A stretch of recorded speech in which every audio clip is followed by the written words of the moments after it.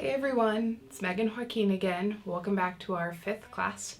Today we're going to be talking about empathy. So like we do every class, we're going to start this one with a commitment. So for the rest of the night, or the rest of the class, I'm going to take the time to notice, name, and welcome my feelings. That's the big thing with empathy is in order to help our children notice and name and feel okay with their feelings, we have to be able to do the same thing for ourselves.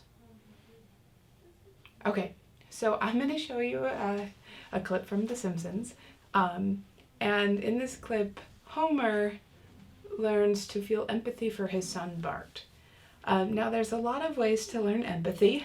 And what you're going to see in this video is some ways are a bit more radical than others. Enjoy. Okay, so our power for today is the power of acceptance. And the power of acceptance is acknowledging what is happening without getting wrapped up in what should be. So if you look closely at this photo, you'll notice a mom trying to do her grocery shopping while one of her other kids is sitting on the floor eating cereal straight out of a box, mostly naked,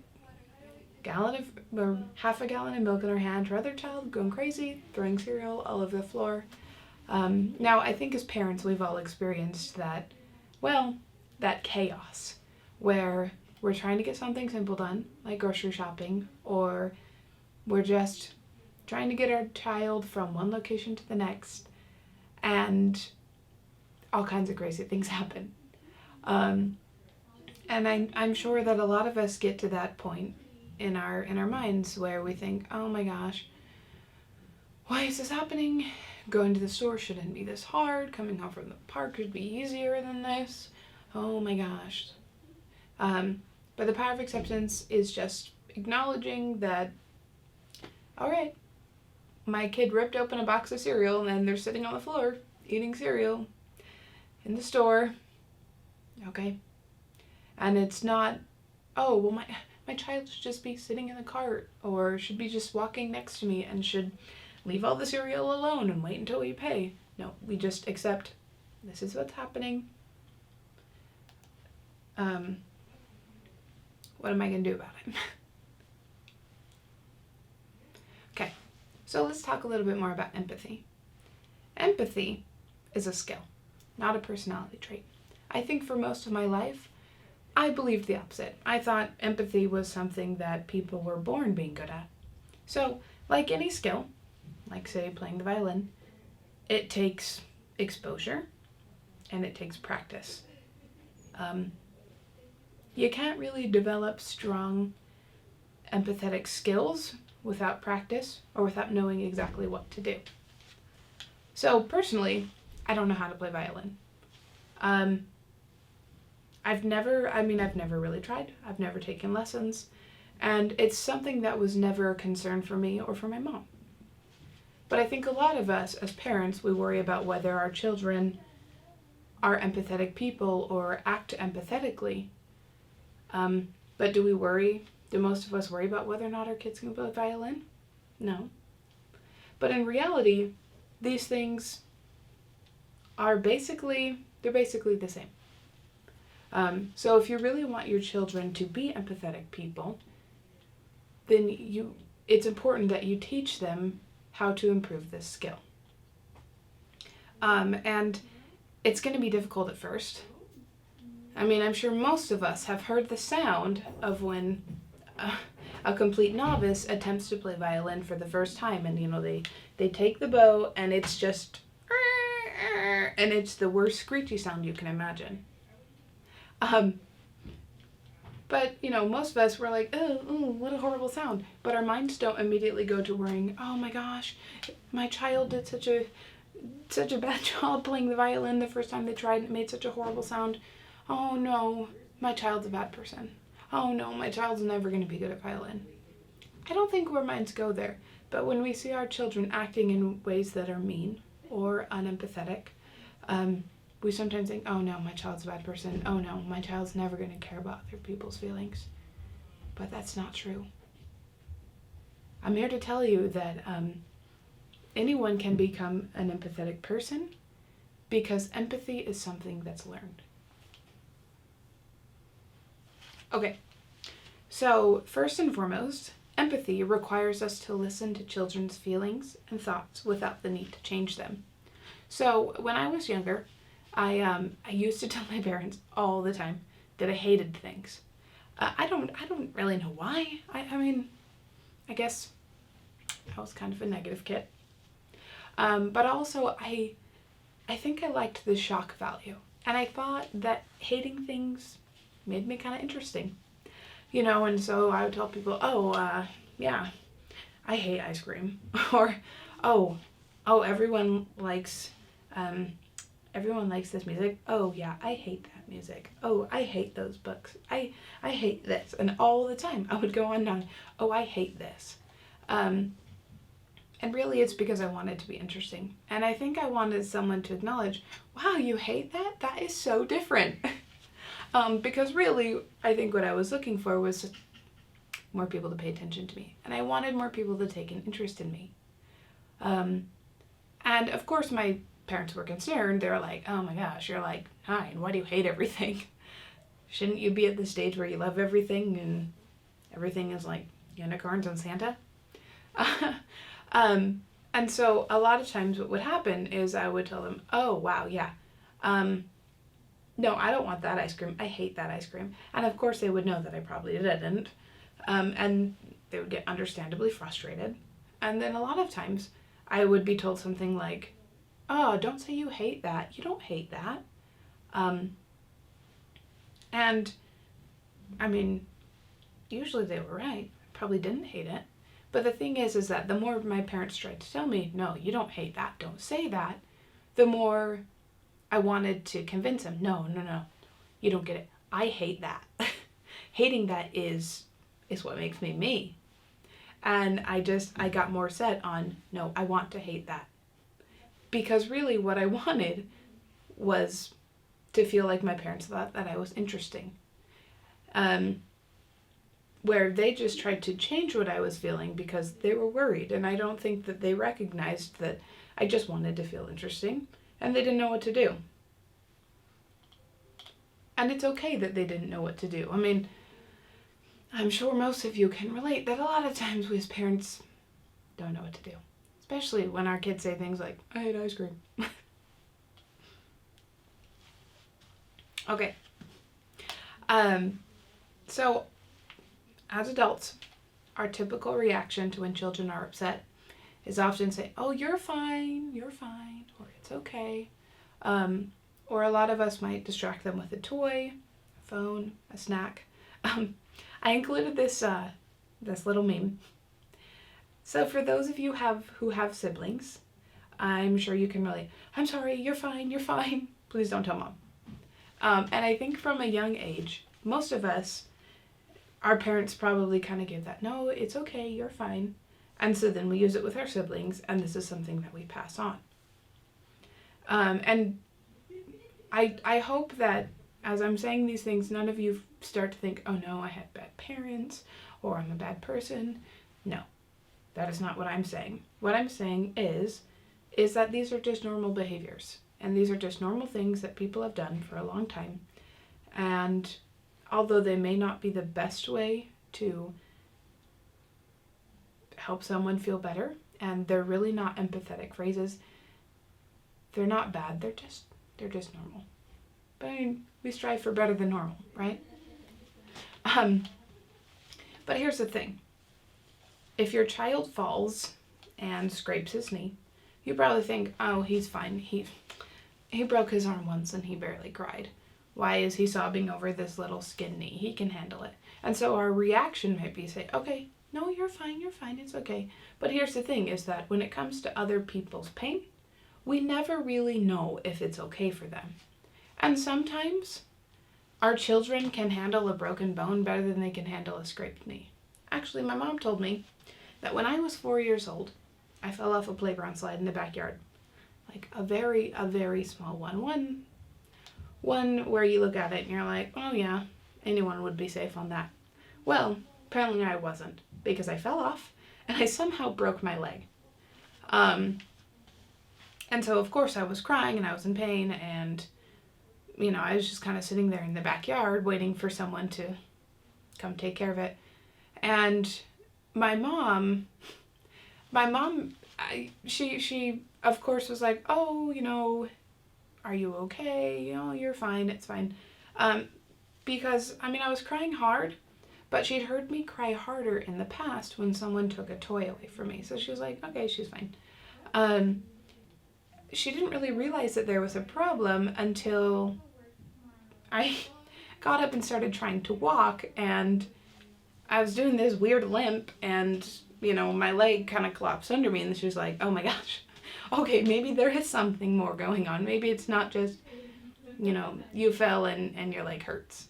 So then she took me into the doctor, and, they x-rayed it and all those things, and I ended up wearing a purple and pink cast for a couple of months, I think.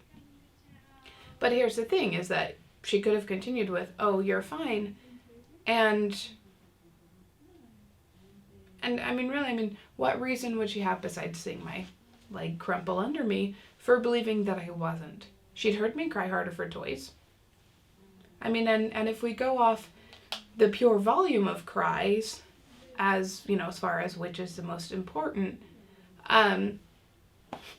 then of course I would be fine. Here's the thing, is that a 4-year-old, typically, they're going to probably be more upset when someone takes a toy away from them, and the cry they do is different for anger than they do for pain, because anger is just, it's so loud, and it gets so high-pitched, because it's, no, that's my toy, wah! Where for pain, it's, it can be loud, and it can be hysterical, but man, 4-year-olds love their toys. Okay. So when our children are experiencing pain, physical, emotional, any, there's a process that we can use. And this is the DNA process. So I included a strand of DNA, so you could have the right visual, of course. So what DNA is to, well, in this sense, is to describe, name, and acknowledge. So, for example, if I see my daughter crying, and let's say that I had just seen her at the park and she was waiting to go on the swing, and another child cut in front of her and got on the swing. She's understandably going to be upset. And so likely she'll be crying, so I'll describe to her what I saw, or what I'm seeing. So I say, oh, your face is going like this. Now, most likely she'll be crying. So be like, and a lot of times when you say that to kids, they look up at you and they're like, huh? What's my face going like? Huh? And they get curious. They'll still be crying, but they're like, my face is going like what? So you're like, yeah, your face is going like this. And then you name what you think they're feeling. Oh, you must be feeling really angry, or you're feeling really sad. Now, if you get it wrong, that's totally fine. Children are great at correcting people.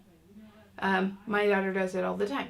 I will tell her, you're feeling really angry, and she'll sometimes yell at me, no, I'm sad. And I'm like, okay, maybe sad is a big loud yell for you. Okay, I accept that. And then I acknowledge, and I tell her, oh, you really wanted to go on the swing. You waited patiently, and someone else took your turn on the swing. That is really hard for you. Okay, so I have this form, and what I would like for you to do is I would like you to take 10 minutes, and I want you to read over this form. And I love this because it gives examples of what disappointment and sadness tend to look like, frustration and anger tends to look like, and anxiety and fear tends to look like. Now, what I would like you to do for these 10 minutes is to read over all of these, and then to think of situations, at least 2 situations for each section, where you've seen your children act in these ways, and then think of how you would respond. Okay, go. I'd like to show you here 2 photos of my daughter. So the first photo, we were doing a little activity, and the first photo, I asked her to make a sad face. And that's the face that she gave me. The second one, I asked her to act scared. Now, you'll notice that the sad face is, no one would recognize that as a sad face. The second one, the scared one, that's pretty good. Why is it easier for her to do a sad face than a scared face? Because scared is a survival skill. And sad, it's an emotion. And so it's easier for us to make ourselves look scared because our brains tell us, oh, being aware of when people look scared or when we look scared, that's more important than when people look sad. I've actually shown her these photos, and I've asked her, hey, what are you feeling in this photo? How do you look? And every time I show her that fake sad photo, she never knows. Like, every single time she always tells me, I don't know. But in the other one, she can always tell me, oh, I'm scared, or she's scared. And she knows. Now, in this next photo, we can all tell that my daughter is sad, right? Yeah, totally. We were at the store, and I think her toe got run over by a shopping cart, and I probably shouldn't have taken a photo, but my husband was comforting her, and I snapped a quick one anyway. She forgave me. And I've actually shown her this photo again. Now, every time I show her this photo, I ask her, hey, how does Blair look? What is Blair feeling? And she always tells me, oh, she's sad. And there's never any hesitation. She knows. Okay, so look at the difference in these photos. There's Blair obviously sad, and then there's Blair who's trying to remember what being sad looks and feels like. So empathy requires us to check in with an emotion that we felt before. So if I notice that my daughter is sad because, say, her balloon floated into the sky, even though I tried to get her tighter on her wrist, but she didn't want to, then I have to think about a time that I was sad that I lost something.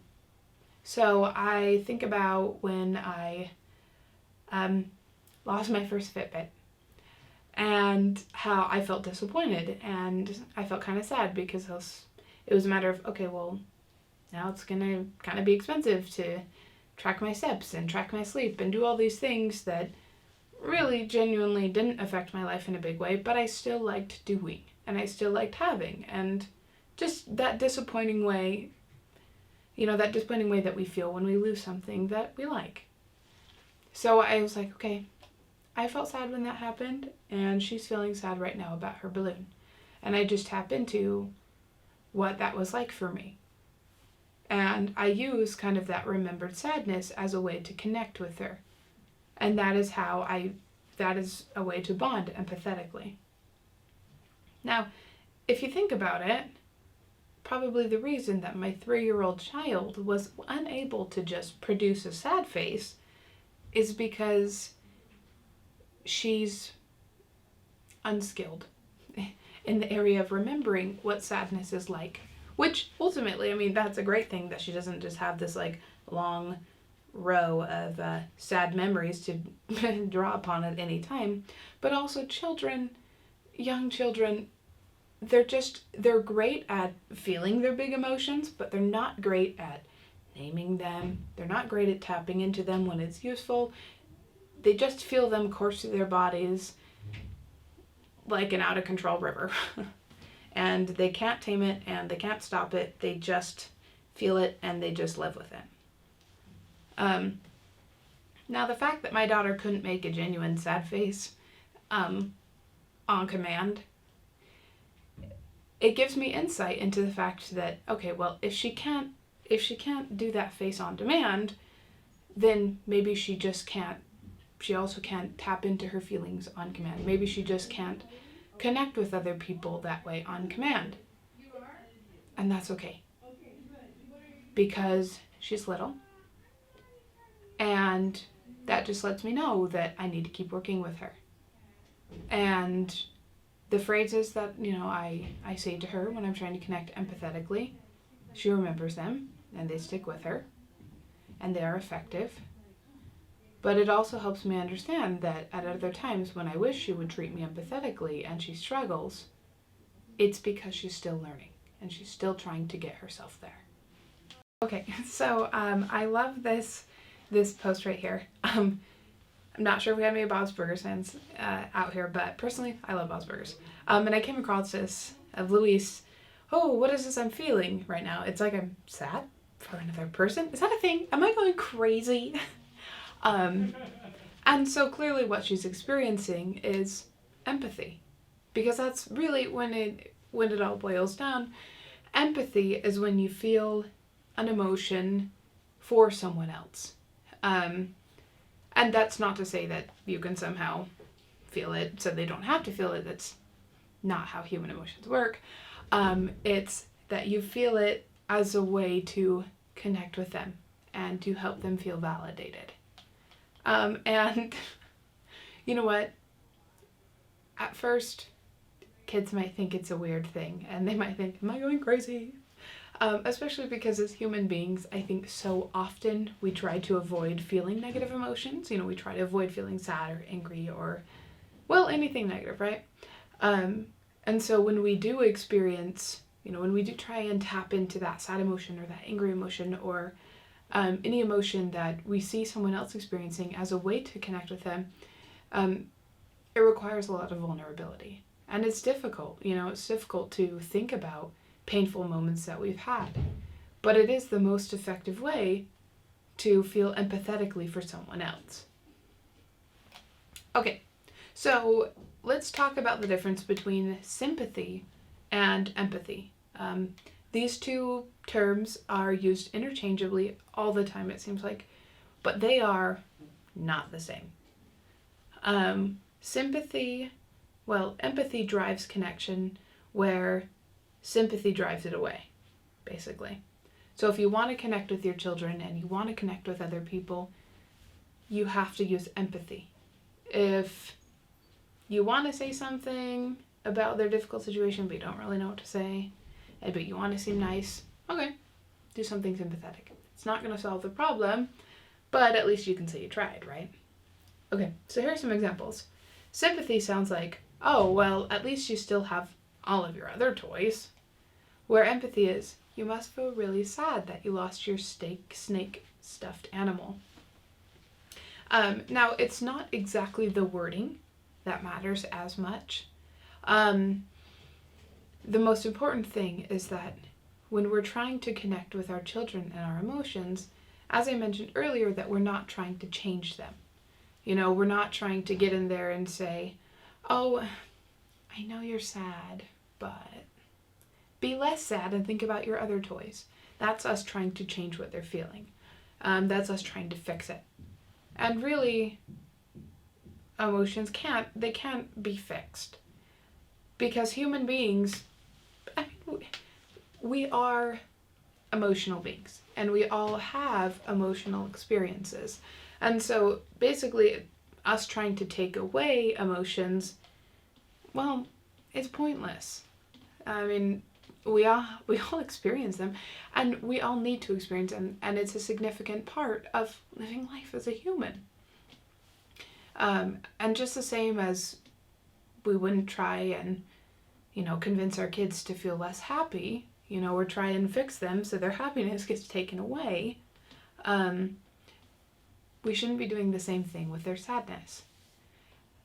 And here's the thing, is I totally understand when you see your child crying and upset that they lost a stuffed animal that meant a lot to them, or they're crying and they're upset because their balloon popped and they loved it for the 5 minutes that they owned it. They loved it intensely. I understand that you want to help them feel better and you want to help them feel less sad. And no, none of us want our children to feel sad or to feel heartbroken. But the best way to help our children get over sadness and get over heartbreak is not by distracting them from their feelings. Because eventually they will grow into adults who distract themselves from their feelings. Now, right now, that looks like, oh, he's sad that his balloon popped. Okay, what if I let him watch a video on my phone? I mean, it might work to the extent that your child stops crying about the balloon for the few minutes he's watching the video. Likely he'll remember the balloon after, and he'll still be upset. Or if you tell your, oh no, you're fine, or you try and ignore what he's feeling about the balloon, your child's still going to hold on to it, but eventually they're just going to use all of these methods to avoid feeling. And avoiding feeling it's not a healthy way to live.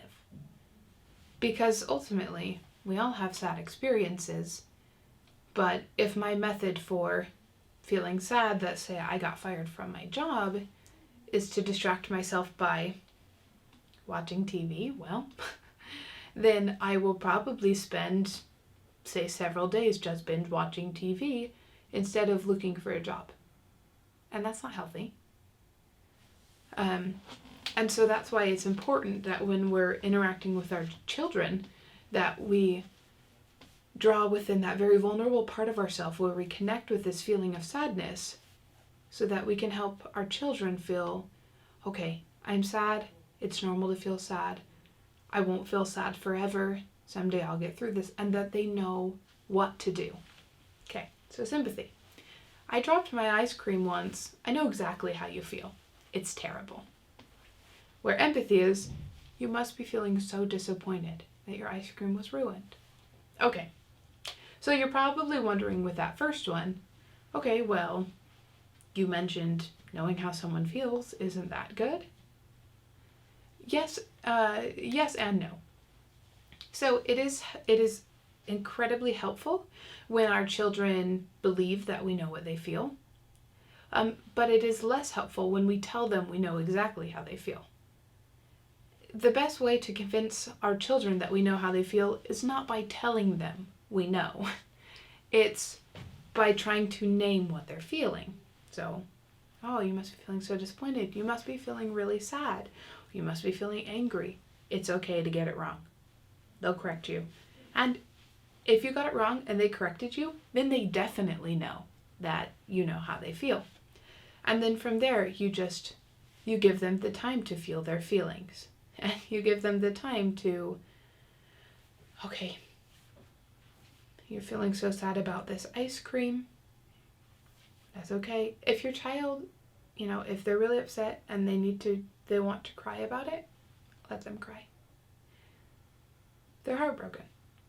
It may be for something that we as adults see disappointing and not devastating, but just the same as when I was 4 and I broke my leg and my mom thought that maybe I just bruised it, because she doesn't live inside my body and her mind is not in my mind, she can't ever really tell exactly how much something impacts me. And no one can ever really tell exactly how much something impacts someone else. And so for your child, maybe dropping their ice cream cone is so much worse than anything they've ever experienced. And so it's okay. Let them feel how they feel. Stay close by and just connect with the time that you felt sad and sit with them. Hug them, kiss them, stroke their hair. Anything that is helpful and comforting for your child. You know what they like. Okay. So a lot of times when our kids are feeling sad or strong emotions, they will have meltdowns. Now, I want to emphasize children never, ever, ever choose to have meltdowns. Just the same as an adult would never choose it. I mean, I'm sure we've all been there where we've just felt like we've been stressed since the moment we were born, and stress after stress after stress after stress keeps piling up on us. And everyone around us seems to be trying to make things harder and trying to make things more stressful for us. And we can't seem to catch a break, and eventually we snap. And how people snap kind of depends on the person. Maybe it's we yell at someone who didn't deserve it. Or maybe we yell at someone who we did feel like deserve it. Or it's maybe we throw something. Or maybe we cancel a fun activity. we've all kind of been in that meltdown zone. And of course, an adult meltdown usually looks different than a child meltdown because adults don't normally think that it's effective to lay on the ground and cry and punch the floor. But we definitely have our own versions of doing that. It's, oh, okay, that's it. I'm throwing away all the toys. And then we throw away all the toys. Yeah, that's kind of a meltdown. And that's why it's so important to understand that children don't choose this. They just get overwhelmed. Because adults don't choose it. But I think as adults we know, oh, well, I'm just overwhelmed. Our kids are exactly the same. They're just younger and smaller. I mean, really, a meltdown is a byproduct of a brain that's not coping with something. Usually, it's stress. And the things that are stressors, it changes for everyone. I mean,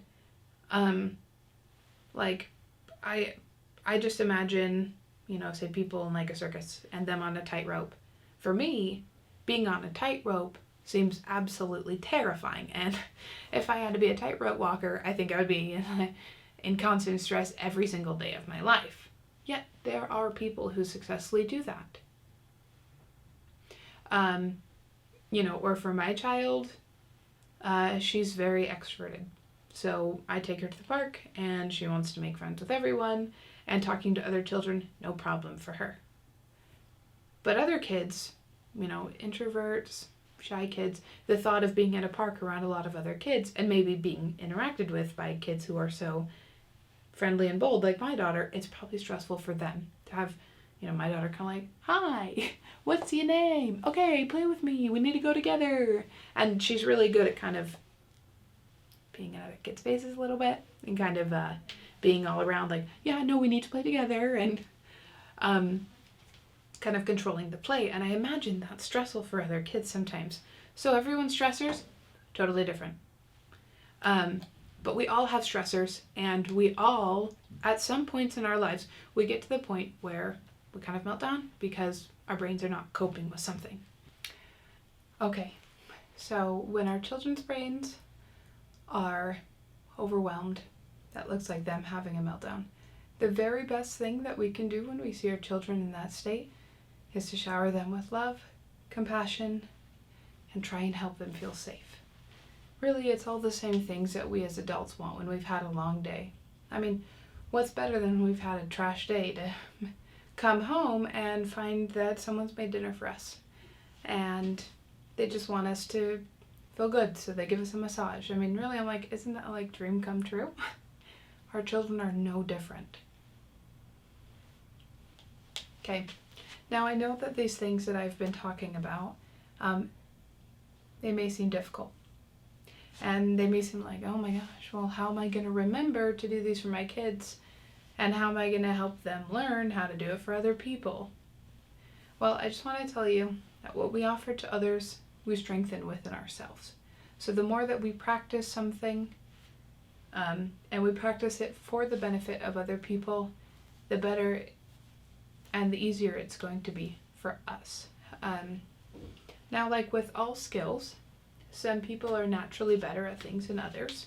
Some kids are better naturally at playing the violin, and some kids are naturally more empathetic. My younger sister, actually, I have never met anyone who is more naturally empathetic than she is. When she was, I want to say, maybe 5 years old, she had just come home from trick-or-treating, and a group of kids showed up at the door, and we had just run out of Halloween candy.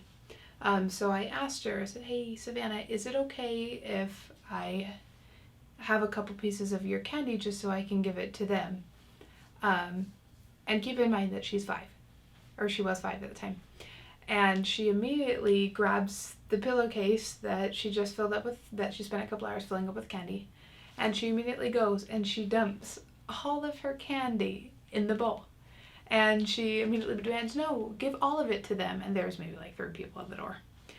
She's like, no, give it all. And I was, no, Savannah, that's your candy. You trick-or-treated for that. I just wanted a couple of pieces. And I remember, 5 years old, very adamant, no, give it to them. And of course I didn't give them all of her candy. It was way too much for 3 people. So later, I remember going and talking to her about it. And I remember asking her, like, why were you so willing to just give all your candy away? And in her very cute 5-year-old way, she told me that she thought that if those kids didn't have any candy, they would feel sad. And she was probably right. I mean, maybe not sad, but they definitely feel disappointed, like, oh, dang it, Hal's not going to give us candy. But her reaction, to these children that she had never met it's left me impressed my entire life. That she was able to recognize that they'd probably feel sad, and that their feelings were important enough to her that she was willing to sacrifice all of her Halloween candy so that these people that she'd never met wouldn't have to feel sad. Now, you may have a child or children like that who are just naturally so good at being aware of the emotions of other people. I just want to state that having this skill is a wonderful thing, but it doesn't necessarily make this child a better person than a child who lacks this skill. Because ultimately, when it comes to raising kids, the most important thing is not asking ourselves whether we have good children or bad children. It's asking ourselves whether we have skilled children or unskilled children. So primarily the difference between a child who acts empathetically and one who doesn't is their skill. Now, if you have a child born with that skill, great. They don't need as much help. But if your child wasn't born with that skill, then they're going to need more practice, just like they would if they were learning how to play the violin. Now, the first couple of times that they try it, their empathetic words and actions may come out screechy and horrible, like it would if they were learning how to play the violin. But eventually, with enough practice, they'll be able to do something beautiful. And we all have this capability within us. All right, well, thanks for watching. That concludes our class on empathy. Check back in next week, and we'll be talking about positive intent.